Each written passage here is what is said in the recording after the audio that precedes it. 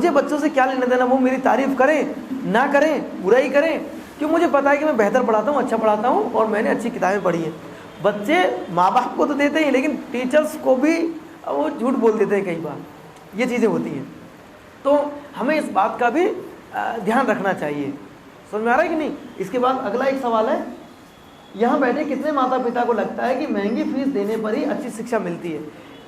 ये एक मेरे सामने सबसे बड़ी चुनौती है जिसे तोड़ पाना मेरे लिए बहुत मुश्किल हो रहा है। हर एक माता पिता को ये लगता है कि हम फीस देंगे तो ही ये बहुत संभव है, नहीं तो संभव नहीं। बेटा क्या नाम है तेरा? अरे आपसे नहीं कह रहा मैं, यहाँ वॉलंटियर्स खड़े हैं। बेटी क्या नाम है तेरा? प्रीति। इस प्रीति को बोलना बेटा। आप जो जा रहे हैं ना उनके नाम और आईडी नंबर नोट कीजिए।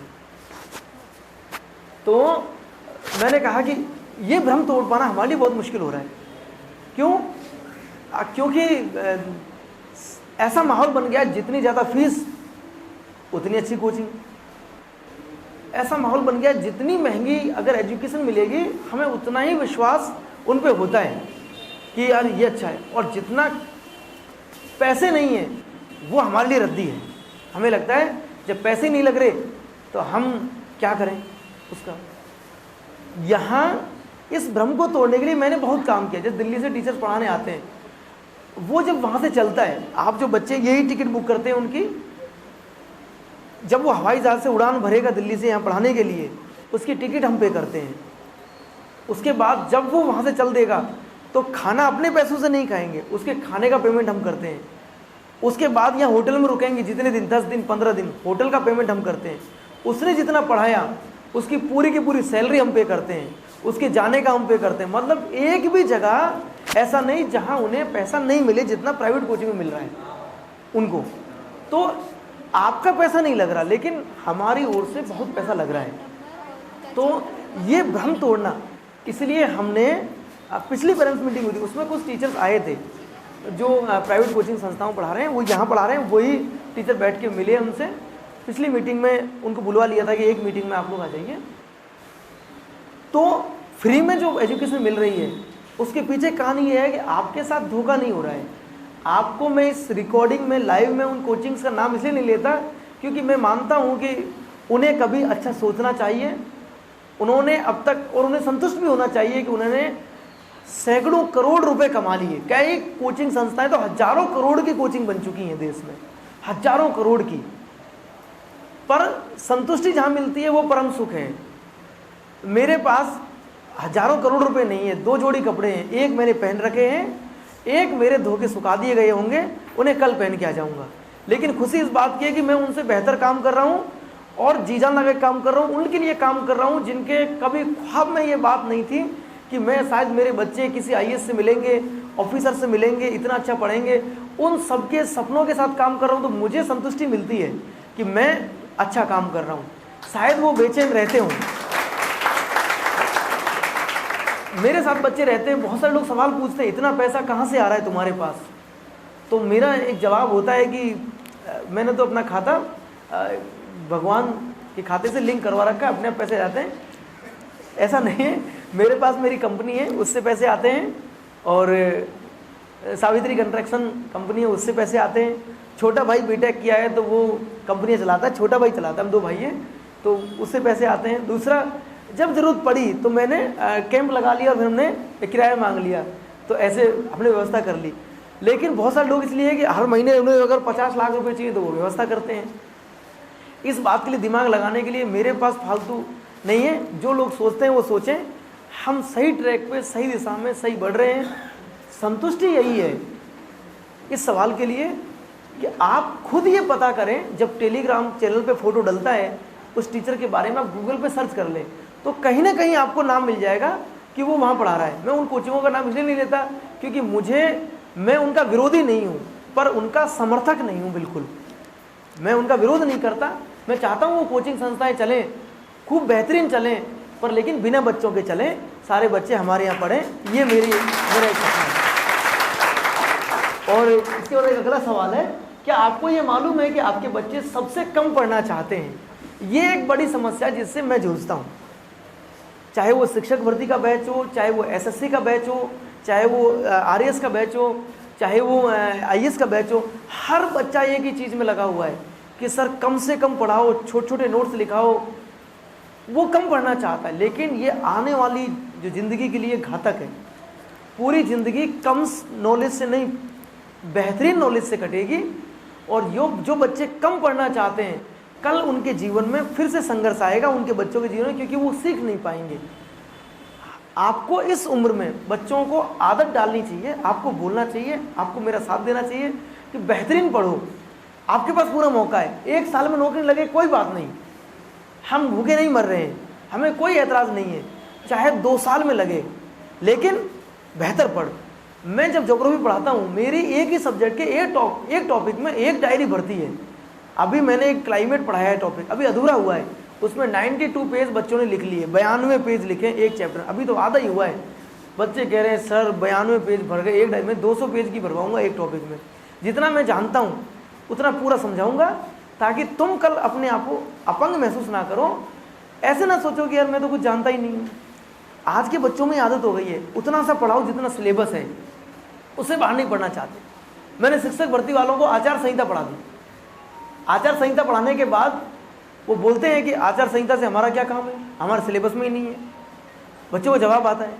मैंने उनसे पूछा कि आचार संहिता तुम्हारे सिलेबस में नहीं है, लेकिन तुम्हारी ज़िंदगी में जब चुनाव कौन करवाएगा? कि सर हम कराएंगे। चुनाव ड्यूटी किसकी लगेगी? हमारी लगेगी। तो आचार संहिता तुमने पढ़ी ही नहीं होगी, चुनाव कैसे करवाओगे? कि नहीं सर पेपर में सिलेबस में नहीं दे रखी थी। सिलेबस से क्या मतलब है, जरूरत तो वहाँ पड़ेगी तुम्हारी में। आज बच्चे इतने अपंग हो गए हैं कि बस वो नोट्स एक छोटी छोटी कॉपी पर डिपेंड हो, इसलिए वो फेलियर हो रहे हैं। और कोचिंग से, नोट से पेपर नहीं बनाता एग्जामिनर, वो नॉलेज से बनाता है।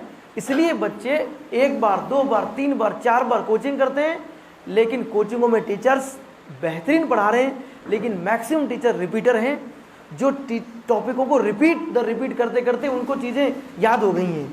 जैसे हम गाना याद कर लेते हैं, उसके बाद कुछ नहीं। एग्जामिनर का पैटर्न आप देखेंगे तो हर साल दर साल परीक्षाओं में पैटर्न में बदलाव होता है। बच्चे इसलिए मात खाते हैं। मैं चाहता हूँ कि ये बच्चे बिल्कुल फ्री होकर के 2 साल पढ़ें, केवल इसलिए आए कि हम सीखने आ रहे हैं। मेरा विश्वास है कि ये एक बार में ही एग्ज़ाम क्रैक कर लेंगे, अगर वो ज़्यादा पढ़ के ज़्यादा अच्छा सीख के जाएंगे तो। और अगर वो कम पढ़ने की मानसिकता से यहाँ आएंगे तो मैं ब्रह्मा जी का पुत्र नहीं हूँ कि मैं कोई उन्हें आशीर्वाद दे दूंगा और वो कल कलेक्टर बन जाएंगे। मेरी कोई जिम्मेदारी या गारंटी भी नहीं है इस बात की। वो मेरे बराबर भी पढ़ लिए तो आज जितना मैं जाग के मेहनत करके आता हूँ, जबकि मुझे अब ज़रूरत नहीं पड़ रही, लेकिन फिर भी मैं पढ़ के आता हूँ, रोज़ जाग के आता हूँ, इतना भी पढ़ लेंगे। मेरा विश्वास है कि आने वाले समय पर वो आपको कहीं ना कहीं किसी जिले की जिम्मेदारी संभालते आपके बच्चे मिल जाएंगे, मेरा ही विश्वास है। हाँ, अंतिम सवाल है ये कि आप और मैं ये जानते हैं, आप में से बहुत सारे माता पिता सुबह शायद रात को अगर 2 बजे सोए हों तो सुबह 5 बजे जग जाते हैं बिना जगाए। ये उनकी ज़िंदगी का शेड्यूल है, उनका अनुशासन है। वो चाहे 2 बजे सोएं, 5 बजे जगेंगे। उन्हें रोज़ाना का पता है मुझे कब क्या करना है। जैसे मेरी माँ दिन भर काम करती और रात तक काम करती, सुबह फिक्स टाइम पे 4 बजे आँख खुल जाती उसकी और फिर वो लग जाती। बच्चे आज अच्छा पढ़ रहे हैं, लेकिन उनके जीवन में एक चीज़ नहीं है, वो है अनुशासन। अब शिक्षा अनौपचारिक हो गई है, औपचारिक नहीं है। कोचिंग औपचारिकता की वो लेने देना तो चाहती है, मैं ही नहीं, सारे कोचिंग संस्थाएं ये चाहते हैं कि बच्चे अनौपचारिक शिक्षा में औपचारिकता को लाएं, लेकिन वो पाबंदी में नहीं रहना चाहते, वो बंधन नहीं चाहते। वो ये नहीं चाहते कि हम किसी भी तरीके के अनुशासन में बंध जाएं। जैसे एक यहाँ अनुशासन लाने का एक तरीका हमारे पास केवल यह है कि आप छुट्टी करते हो तो हमें सूचना दे दो। अगर आप छुट्टी करते हो तो सूचना दे दो, और नहीं दोगे तो 500 रुपये का जुर्माना लग जाएगा। तो बच्चों का सीधे जवाब यही आता है, अगर इमरजेंसी हुई तो। अब मेरी एक बात समझ में नहीं आती कि बच्चे की ज़िंदगी में ऐसी इमरजेंसी क्या है। ना तो वो बिजनेस करता है, ना कोई काम है, ना कोई घर की जिम्मेदारी उसके ऊपर, लेकिन वो कह रहा है इमरजेंसी है। मैंने कहा इमरजेंसी क्या हो सकती है? कि सर कुछ भी हो सकती है। मैंने कहा मतलब इमरजेंसी का तो मुझे समझाओ, तब मैं बोलूँ उस पर, या लोग जवाब दें। कह सर कोई मान लो बीमार हो गया तो। हाँ, मैंने कहा बीमार हो गया, उसमें आपके पास एक मोबाइल है, आप उस पर व्हाट्सएप पे मैसेज करेंगे कि सर आज मुझे बुखार आ रहा है, आज मैं नहीं आ सकता। उसका मेडिकल सबमिट करेंगे। मेडिकल नहीं है तो पिताजी या माँ से बात कराएंगे, वही मेडिकल है हमारे लिए। फ़ोन कर देंगे पिताजी ये कह देंगे कि साहब आज बच्चे को बुखार है, बेटी के पेट में दर्द है, बेटा की तकलीफ है, वो 2 दिन नहीं आएगा, हम उसे मान जाएंगे कि सर ये तो कोई बात नहीं है सर, वो तो मान लो बात नहीं कर पाए, पापा जी मेरे बाहर रहते हैं, मतलब पिताजी, सबके पिताजी बाहर रहते हैं, पर किसी किसी के इतने बाहर रहते हैं कि कमरे क्षेत्र से बाहर हैं, तो वो कई बार ये कहते हैं बच्चे के साथ वो तो बात नहीं हो सकती इस हद तक। फिर उनसे कोई भी आदमी जिद नहीं कर रहा, केवल अनुशासन में लाने के लिए कहा जा रहा है, तो वो एक आरोप लगा के जा रहे हैं, अरे यार पैसे ले रहे हैं 500 रुपये हमसे। आप ये उनको समझाइए और खुद भी समझिए, 500 रुपये से लाखों रुपए जहाँ खर्च होते हैं उससे कोई मदद नहीं मिल रही किसी भी तरीके की, उससे कुछ नहीं हो जाएगा इससे। बस एक अनुशासन के लिए दायरा, ये सारे बच्चे यहाँ जॉब नहीं करते हैं, ये निःशुल्क काम करते हैं, ये पढ़ते हैं आईएएस के बैच में, आरएएस में पढ़ते हैं, कोई एसएससी में पढ़ता है, ये खुद ही आपको मिले होंगे, कोई भी एक व्यक्ति यहाँ ऐसा नहीं मिला होगा जो सैलरी बेस्ड काम करता है। आपके ही बच्चे, उन्होंने ही संभाला, मुझे उससे ये मदद मिली है कि मुझे कुछ ईमानदार लोग मिल गए जिससे मुझे धोखा नहीं है कि इसमें कोई सेंध लगा दे या गलत काम कर ले, ये संभालते हैं। तो 500 ये नहीं है कि हमें चाहिए, 500 इस बात का केवल एक भय है कि उन्हें पढ़ना पड़े, उन्हें ये समझ में आए कि इसका मूल्य है जिसको वो बर्बाद कर रहे हैं। जैसे अभी एडमिशन चल रहे हैं, बच्चे बिहार से एडमिशन हुए हैं, मध्य प्रदेश से हुए हैं, मणिपुर से एडमिशन हुए हैं, दूसरे राज्यों से, हरियाणा से एडमिशन हुए हैं, यहाँ तक कि दक्षिण भारत में तमिलनाडु से हमारे पास एडमिशन आ गए। वो बच्चे यहाँ काउंसलिंग करवाने आए हैं यूपीएससी में, क्योंकि उन्होंने देखा बहुत सारे दिल्ली से बाहर से टीचर्स यहाँ पढ़ाने आ रहे हैं, उनको वो जानते हैं, उन्होंने सुन रखा उनका नाम, तो वो वहाँ पैसे लेके पढ़ा रहे हैं या फ्री में पढ़ा रहे हैं, तो क्यों ना यही आ जाए। तो बहुत सारे बच्चे बिहार के, उत्तराखंड के और 1-2 बच्चे शायद नेपाल के भी हैं हमारे पास जो पढ़ रहे हैं यहाँ पे। तो इतना विश्वास भरोसा हम जीतने में कामयाब हुए हैं, ये एक अनुशासन का पार्ट है। जब अनुशासन में हम नाकामयाब रहे 500 रुपये से भी, तब ये पहली बार निर्णय लिया कि आपको 7 दिन तक क्लास से निष्कासित किया जाएगा, आप पेरेंट्स को नहीं लाए और 500 का जुर्माना लगाया जाएगा। चक्कर आ गए कई बच्चों को नीचे, और उनको आप देखो उनके पास एक हथियार भी है, वो है रोना। वो छोटी सी बात पर इतना अच्छा रो सकते हैं कि अच्छा आदमी चक्कर खा जाता है कि रो क्यों रहा है, कि सर मैं गरीब आदमी हूँ। मैंने कहा गरीबी की फीलिंग से बाहर निकल। ये वो बोलता है बच्चा, ये हीरा यहाँ रहता है, हीरा बात करता है, कहीं पर ओमिका बात करती है। बच्चों के पास एक डायलॉग है कि सर 500 रुपये होते तो हम यहीं होते क्या। तो हीरा ने ये कह दिया कि चल ले 500 मैं तुझे देता हूँ, अब देखता हूँ तू कहाँ जा सकता है 500 ये भी कहा कि मैं देता हूँ तो देखते हैं कहाँ जा सकता है। कंडीशन क्या है, अनुशासन के बिना सफलता संभव नहीं है। आप बड़े से बड़े लोगों की जीवनी पढ़ो, वो अपने जीवन में अनुशासित थे तो वो सफल हुए। ये अनुशासित नहीं रहना चाहते, ये हमारी मजबूरी है। हम चाहते हैं कि आप आएँ, रोज़ पढ़ें, अच्छा बेहतर पढ़ें, टीचर अच्छा नहीं पढ़ाएं या मैं खुद आपके साथ धोखा करूं, आप मुझे टोकें, लेकिन हमारा भी राइट बनता है कि आप जब गलत करोगे तो हम आपको टोक सकें। इतना अधिकार हमारे पास हो कि तू क्यों नहीं आया, कहाँ गया, कल की सूचना क्यों नहीं थी, तू ये होमवर्क करके क्यों नहीं लाया। होमवर्क करके नहीं लाएंगे तो वो बहाना बनाएंगे, या होमवर्क चेक होता है तो लाइन लग जाती है कि होमवर्क चेक करेंगे। बच्चे कोई ना कोई अपनी ज़िंदगी में आराम का पल खोज रहे हैं तो वो गलत है, क्योंकि इससे फ्रस्ट्रेट हम भी होते हैं। मैं खुद परेशान होता हूँ कि यार इतना पैसा लगाने के बाद मैं हर महीने एक मकान खरीद लूँ, एक महीने एक मकान खरीद लूँ, इतना पैसा यहाँ चला जाता है। लेकिन बच्चे उस बात को नहीं समझ सकते, इसलिए आपको कष्ट दिया कि आप आएंगे, इस बारे में बात होगी तो मैं आगे की योजना जो बना के बैठा हूँ, जिस पे काम करना चाहता हूँ, तब तो मैं उस पर काम करूँ। कई बार तो बच्चों को इतना डांटना पड़ता है कि यहाँ लट रखें, ज़्यादा बोलेगा तो ठुकाई हो जाएगी 1 मिनट में। कई बार इस हद तक जाना पड़ता है जिस तक नहीं जाना चाहिए, और कई बार जो वॉलंटियर्स हैं वो चले गए, उन्होंने कई को ठोक भी दिया। क्या करें, उसकी मजबूरी हो गई। जिस भाषा में वो बात कर रहा है आकर के, ये सेवा कर रहे हैं देश की, बच्चों की, तो उन्हें भी उम्मीद है कि यार कोई हमसे ठीक से बात करे। अगर 2 घंटे वेट करते हो गया तो क्या करें, ये तो दिन भर काम कर रहे हैं। तो यहाँ एक अनुशासन का पार्ट है केवल, उसमें मैं नहीं चाहता कि कहीं द्वेष पैदा हो। जब भी कोई बात हो तो आप सीधे हमसे बात करें। 1% फ़ोन नहीं उठ रहा, एक अच्छा उपाय ये है कि हम मैसेज छोड़ दें, हमारी ओर से 100% जवाब आपके पास आएगा। 100%। एक भी दिन ऐसा नहीं जब व्हाट्सएप पे आपने मैसेज छोड़ा उसका जवाब हम ना दें, मैसेज जवाब आएगा, और जैसा आप सोच रहे होंगे वैसा ही आएगा, क्योंकि इतनी समझ तो विकसित हमारे अंदर हो गई कि हमें कैसे सब कुछ देखना है, कैसे चलाना है, कैसे आगे बढ़ना है। इतनी से आएगी। आप अपनी व्यस्त ज़िंदगी में से इतना समय निकाल लें कि बच्चों के बारे में जब भी कोई बात आए आप सीधे हमसे बात कर लें। नहीं तो बच्चे यहाँ आने के बाद एक को निकाल आए, लेकिन वो बाहर बैठा क्या कह रहा है दूसरे बच्चे से, तो डॉक्यूमेंट्स वेरिफिकेशन करवाने आया है? बोलता है कि हाँ, कोई फ़ायदा नहीं है इधर कोई। वो बोलता है क्यों? आज हम यहाँ बैठे हैं, कल तुम बैठोगे। उसके मन में वो बात को बड़ी बारीकी से डालता है, कहता है तुम यहाँ बैठोगे कैसे? भैया यूँ कहें पेरेंट्स मम्मी पापा का लाओ, पढ़ हम रहे हैं तो मम्मी पापा क्या करें? और इनको समझ नहीं आता मास्टरों को, मम्मी पापा को पढ़ाएंगे हमें पढ़ाएंगे। लोग कह रहे पापा को बुला के ला, पापा जी मेरे बाहर रहते नहीं आ सकते, अब मुझे 7 दिन हो गए निकालते हुए, रोज़ आता हूँ इनके हाथ जोड़ता हूँ पर मानते ही नहीं है। पापा जी से मैंने उनको समझाया कि मैं आपकी मदद नहीं कर रहा हूँ, अभी मैं पापा जी की मदद कर रहा हूँ, मैं अभी पापा जी के साथ खड़ा हुआ हूँ। जहाँ उनको सीधे राहत मिली है तुम्हें राहत मिलेगी सफलता मिलने के बाद। अभी तो पापा जी के साथ खड़ा हूँ, पापा जी से बात कराओ तो हम तैयार हैं। पापा जी कहेंगे साहब कोई बात नहीं तो हम तैयार, लेकिन ऐसा नहीं कर सकते कि आप कह दें और सारी बात मान ली जाए। ये जीवन में सिखाने का अनुशासन का पार्ट है। तो यहाँ तक मैंने देखा है। दूसरी अपनी बात को मैं विराम दूंगा, लगातार मुझे आपने सुना है।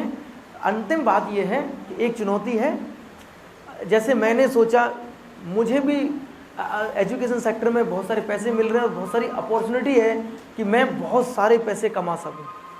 मेरी माँ अभी आई थी, अभी गई है, पिताजी भी अभी आए थे, तो दोनों आए थे, छुट्टियां थी स्कूलों की इसलिए आ गए थे। तो मेरी माँ कह रही थी बेटा, उन्होंने देखा कि इतने सारे बच्चे पढ़ते हैं यहाँ, तो वो बोल रही थी बेटा अगर तू पैसों से पढ़ा रहा होता तो बहुत मतलब पैसे इकट्ठे हो जाते। वो इसका फोन अच्छा कहीं चल रहा है इसमें यार, नहीं इस फोन इसे साउंड कम कर दो शायद इसमें आ रही है पीछे। तो बहुत पैसे हो जाते हैं। मेरी माँ ने ये बात कही, तब मैंने कहा पैसे तो बहुत हो सकते हैं, मैंने मेरे जीवन में कोई त्यौहार नहीं मनाया। अब जब से मैं समझदार हुआ, ना दीपावली मनाता हूँ ना होली मनाता हूँ। दीपावली पर मैंने किया था, लिख के एक शब्द भेजा था कि भाई दीपावली का जो त्यौहार है वो उनको मुबारक जिनके घर हैं, मेरा तो घर ही नहीं है तो मैं क्या दीपावली मनाऊंगा, क्योंकि मेरे सारे परिवार। दीपावली का त्यौहार पैसे वालों के लिए हो सकता है, जिनके मकान दुकान है उनके लिए हो सकता है। बहुत सारे तो इतने गरीब लोग हैं जिनके पास घर नहीं है, वो कहाँ राम को बुलाएंगे और कहाँ बिठाएंगे। तो मैंने कहा कि मैं त्यौहार नहीं मनाता, मैं घर नहीं जाता अपने घर त्यौहार पर, मैं सोचता हूँ काम करें हम। तो दीपावली पर